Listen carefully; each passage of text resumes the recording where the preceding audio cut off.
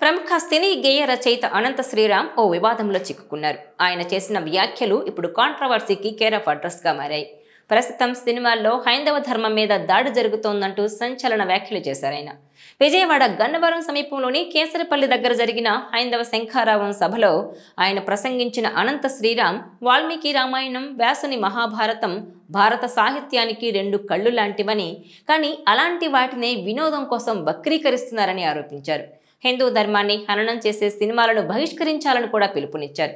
సినీ పరిశ్రమలో జరుగుతున్న తప్పులను ఇండస్ట్రీకి చెందిన వ్యక్తిగా తానే విమర్శిస్తున్నానన్న అనంత శ్రీరామ్ ఇప్పటి వరకు సినిమాల్లో జరిగిన దానికి హిందూ సమాజానికి క్షమాపణలు చెబుతున్నానన్నారు.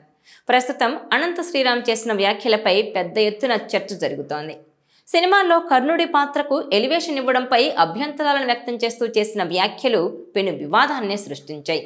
సినీ నిర్మాతలు హిందూ గ్రంథాలను, పురాణాలను తెరపై అబద్ధాలు ప్రచారం చేస్తూ వక్రీకరించిన తీరు చూసి తాను సిగ్గుపడుతున్నానని దానవీర సూరకర్ణ, కల్కి 2898 ఏడీలో కర్ణుణ్ణి గొప్ప యోధుడిగా చూపించిన చిత్రాలను ఉదహరించారు. తాను ఓ చిత్ర దర్శకుడితో గొడవ పడ్డానని, బ్రహ్మాండ నాయకుడు అనే పదాన్ని వాడేందుకు నిరాకరించినందుకు భవిష్యత్తులో అతనితో కలిసి పనిచేయనని శపథం కూడా చేశానని చెప్పారు.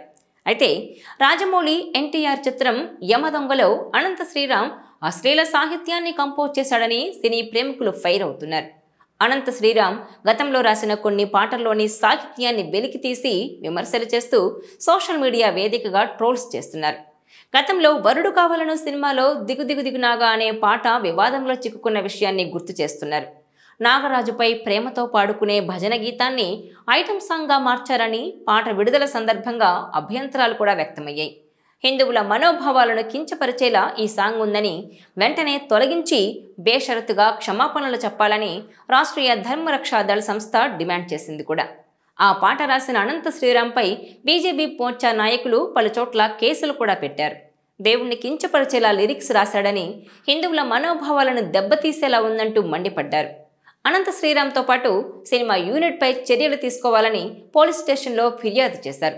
గతంలో జరిగిన ఈ వ్యవహారాన్ని నెటిజన్లు ఇప్పుడు బయటకు తీశారు. ఇప్పుడు హైందవ ధర్మం గురించి మాట్లాడుతున్న అనంత శ్రీరామ్ హిందుత్వాన్ని, హిందూ సంప్రదాయాల్ని కించపరిచేలా అప్పుడు సాంగ్ ఎలా రాశారని కామెంట్స్ చేస్తున్నారు. అలాగే గరికపాటి నరసింహారావుపై కూడా గతంలో అనంత శ్రీరామ్ తన స్థాయికి మించి కామెంట్స్ చేసిన విషయాన్ని మరోసారి వెలుగులోకి తీస్తున్నారు. అనంత శ్రీరామ్ ఏ ఉద్దేశంతో, ఏం ఆశించి సినిమాలు, అందులోని పాత్రలను టార్గెట్ చేశారో గానీ తాను రాసిన పాటలు, మాట్లాడిన మాటల ద్వారా ఇప్పుడు ట్రోల్ అవుతున్నారు.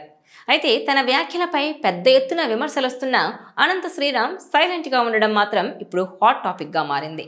తాను స్పందిస్తే మరో రకమైన రచ్చ అవుతుందేమోనని, అది తన కెరీర్కే ప్రాబ్లం అనే మౌనంగా ఉన్నారనే కామెంట్స్ వస్తున్నాయి. ఈ వీడియో మీకు నచ్చినట్లయితే please share, like and subscribe.